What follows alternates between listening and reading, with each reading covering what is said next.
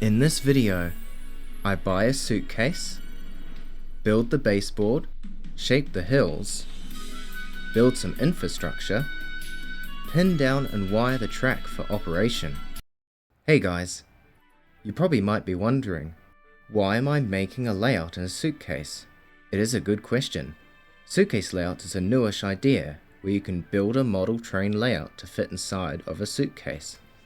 I never knew much about it beforehand or even if it could be done, but ever since I've noticed others building them, as of the likes of Suitcase Trains on Instagram and That Model Railway Guy's video series, seeing these kinds of layouts have greatly interested me. Not to mention, putting it inside of a suitcase makes it great for portability for model train shows or moving houses, so for me it was a no-brainer.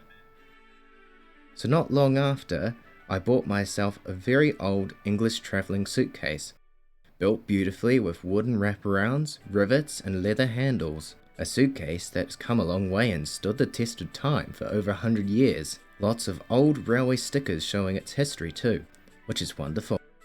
One important thing I will have to say, if you want to get into making a suitcase layout, being aware of the baseboard size to fit inside of the suitcase, making sure it is big enough to have a good curving radius that trains can handle. Functionality for its suitcase layout would be most important. Having enough clearance on the sides to be able to slot the layout up and down into the suitcase with handles that can be easy to grab around.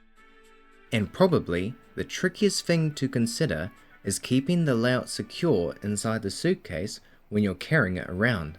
You would not want anything to be rattling or breaking inside, so make sure you have some sort of system you can secure the layout in place. Ooh! Another thing to consider is making everything as light as possible. With that out of the way, here's my plans for the layout. The measurements of the baseboard, 86 cm length by 46 cm width and 20 mm height.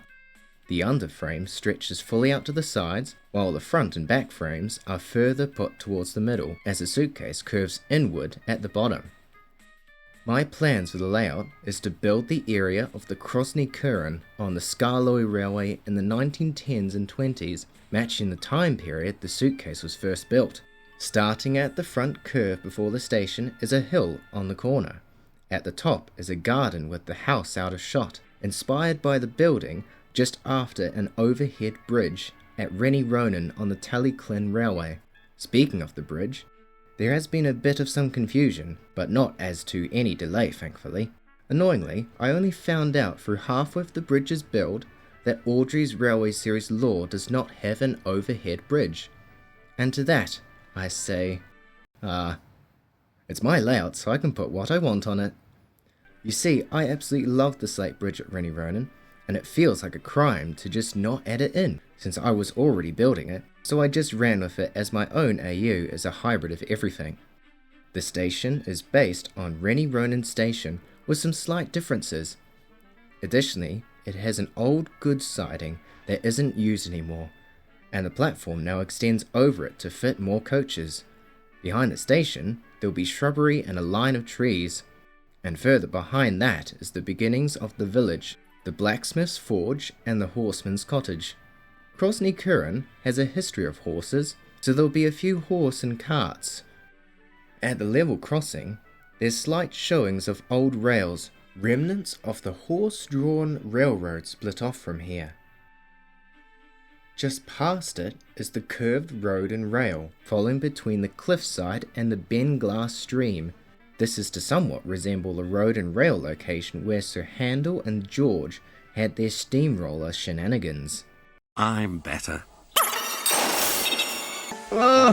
After that, there's an original landscape area that curves over a sheep creep, or a sheep underpass. Moving on to the back will be filled with trees and plant life, disguising the layout almost to give an illusion that hides it from being a loop track.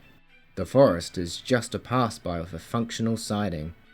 There's another dirt road crossing here, and for the road I'll likely hide its connection to the front with an illusion with a hill cutting and a painted middle scene, and finally curving around to the front as a clearing of the forest and the sheep farmer's crossing. It'll have a gate with the farmer and dog, replicating this illustration from Home at Last. Now for the layout build. Preparing the track for the layout, I started masking the rails with Tamiya 3mm masking tape.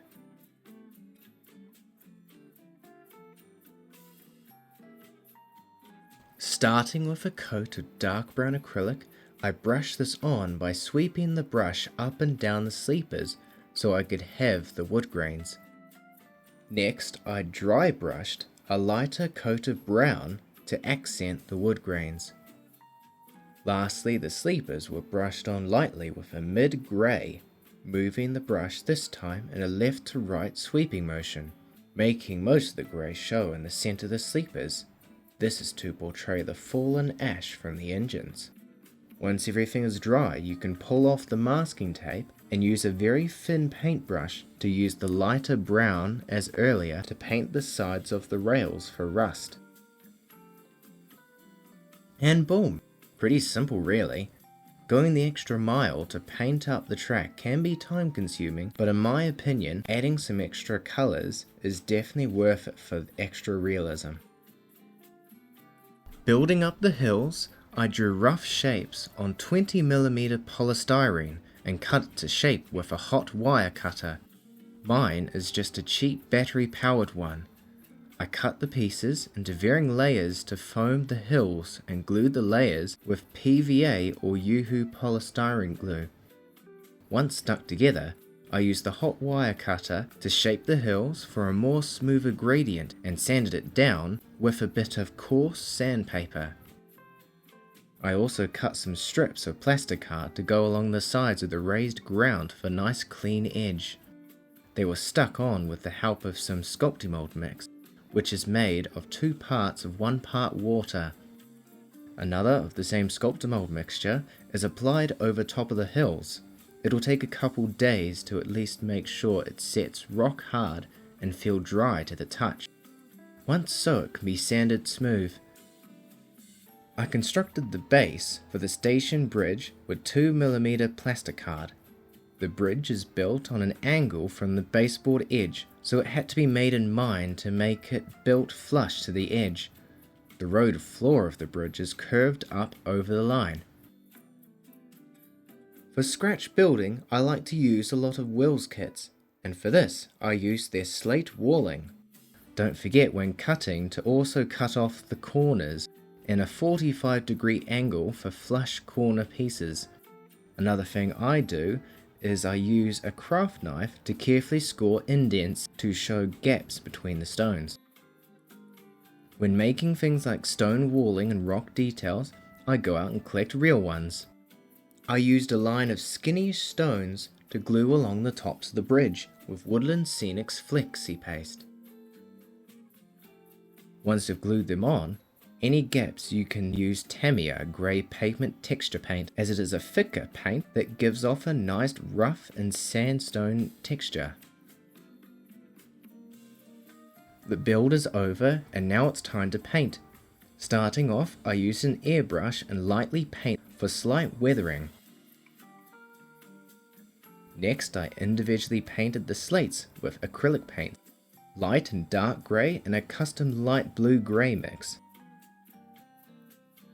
After that, I dry brushed white on the slate, sweeping through the brush on downstrokes for highlights.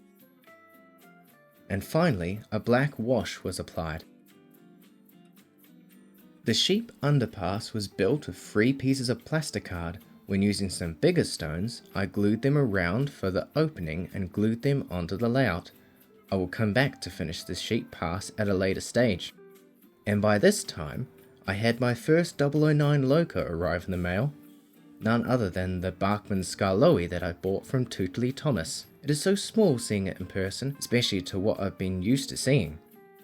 Seeing others make amazing customs with it, it's inspiring for me that I will want to do the same.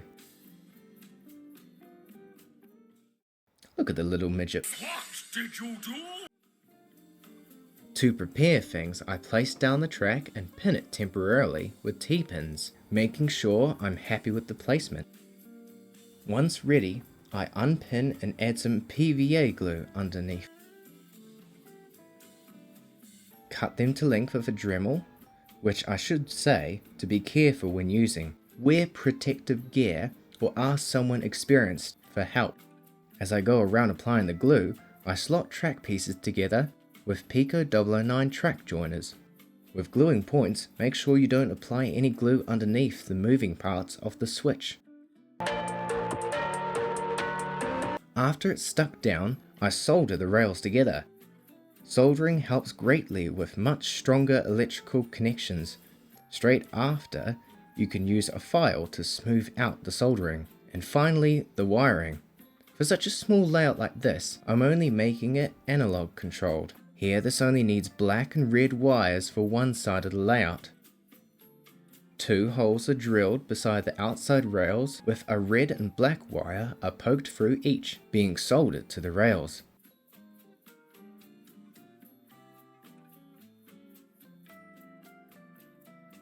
Now the fun part. With all this hooked up to power, you can now test run your trains. If everything runs smoothly, you can clean the track with IPA and a cloth. Do not use those crappy track rubbers. The only thing they'll do is scratch up the rail tops and affect the performance of your engines. You may as well use coarse sandpaper. No. Keep it staying clean for long periods. I highly recommend using No Ox ID. It's an electrical protection grease that you can apply a thin layer with a cloth and it protects the rails from corrosion. It'll keep the train's wheels protected when they run over it too. For a small tub, it lasts a lifetime. I will put a link in the description because I really do think it's essential for any railway modeler. And with everything said, it's time for a running session.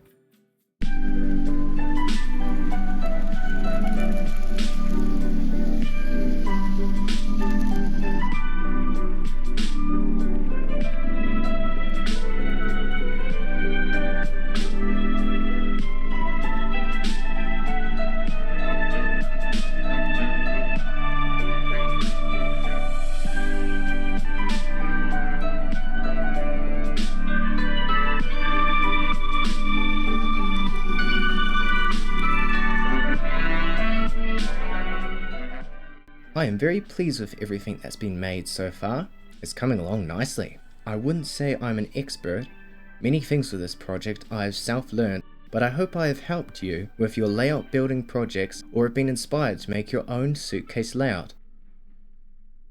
In the next video, I'll be buying and building more buildings, making rock faces, applying the dirt cover. Thank you for watching. See ya.